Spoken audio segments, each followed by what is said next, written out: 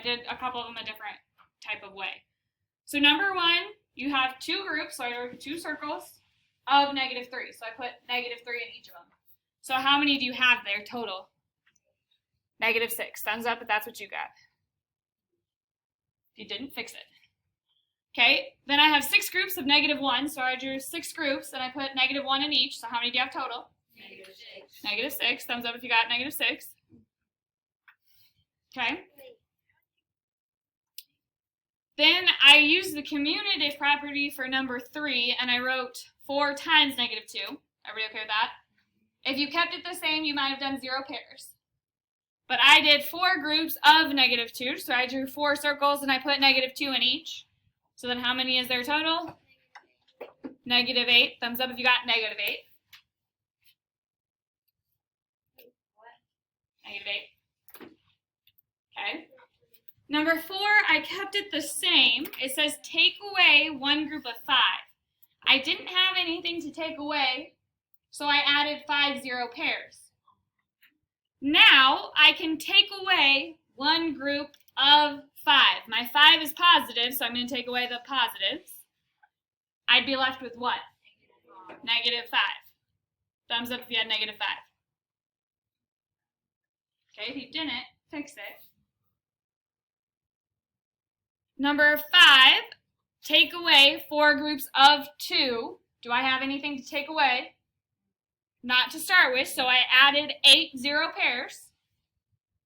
Now can I take away 4 groups of 2? Okay, my 2 is positive, so I'm going to take away the positives. There's 1 group of 2, 2 groups of 2, 3 groups of 2, 4 groups of 2. So what are you left with? -8. Okay, we already did number 6, but I'll go through it again. I need to take away 2 groups of -4. Do I have good things to take away? No, so I added 8 0 pairs. I take away 2 groups of -4, so there's 1 group. I added too many 0 pairs. 1, 2, 3, 4. So I'm going to cross those ones out. I took it away.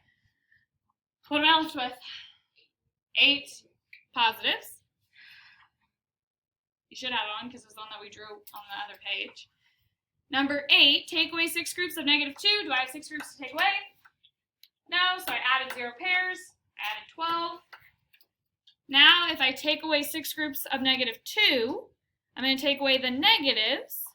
So there's 1, 2, What if we did 2 groups 3, of 6? 4, 5.